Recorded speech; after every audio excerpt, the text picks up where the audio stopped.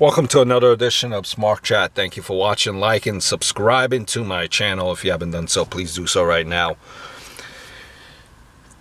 Mentioned to you before, in case you don't know, I'm a huge Yankee fan and Yankee historian. I like to kind of just go back in time. Baseball is probably my favorite sport. It is my favorite sport. You know, baseball, football. And then, you know, you have hockey and you have the NBA. But huge into the Yankee history. Just the whole franchise. It's been, as a kid, I gravitated to that. And one of the players that I gravitated to and that I looked up, you know, on and read books about is, he's before my time, but Mickey Mantle. In March 1st, 1969, Mickey Mantle officially called it a career. You know, I think he was one of the great ones. Nowadays, you know, the athletes announce, this is my last year at the beginning of the season. Maybe a year-long string of accolades and adoration. Number 7, Mickey Mantle was the number to pick. You know, if you were a kid growing up back then. You know, growing up in that time, probably I think it's safe to say that a lot of guys picked number 7 in Little League. Everyone probably wanted number 7 in Little League, so much so that you maybe had 3 or 4 guys wearing number 7 in Little League. You know, looking back, you know, at his life and death, his comments 4 weeks before his death were also heroic.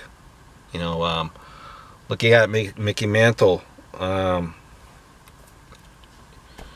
hopefully you could take, you know, some of his words as advice, and how he pretty much said that he messed up, how he did things the wrong way.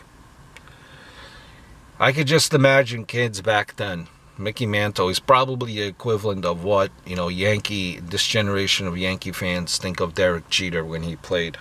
Back then I could see Little Leaguers imitate his grimace each time he swung at a pitch. You know, even though you might not have been in pain.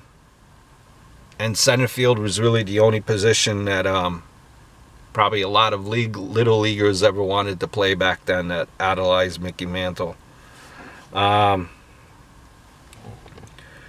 In his last few years with the Yankees, he would receive standing ovations just looking at tapes, clips that would last over 5 minutes. That power in his swing, majestic. I loved seeing him play, and I only could judge by YouTube clips and Yankeeography.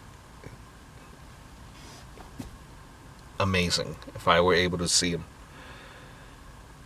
I know that his stats, you know, that stats wise he's not the tops on the list. I understand that, but Mantle is one of the top players, I think, to ever play the game.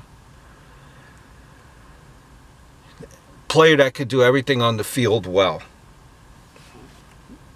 Definitely a top player, and I think he even finished off his career at first base. You know, just a great player. You know, it was a sad day, I think, when Mickey retired, and unfortunately it was even more sadder days to come, you know, down the road.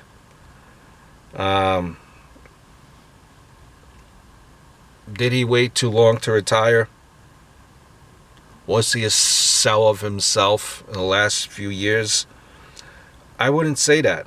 You know, his last year was 86, and he was an MVP in 62. You know, I think that's still pretty good, considering all things. You know, you just wonder with this guy, where did the problems start? He was from Oklahoma, a young town there, a small town. Young guy from Oklahoma, moving to New York City. Must have been quite a culture shock. I can only imagine. From the looks of that part of Oklahoma, he probably grew up with, next to nothing but the shirt on his back. And suddenly he became famous and had more money than he dreamed of. More money that he dreamed of, more that he would ever have, back then. I wish there was someone that was there for him, that could have maybe mentored him. His life, I think, on the baseball diamond was largely tragic, you could say. He might have been an even greater player if he had taken care of himself. Probably would have been good too if he had someone around to help him manage his finances. What more can I say? As he said, if I had known I was going to live this long, I would have taken care of myself a lot better. Sad, but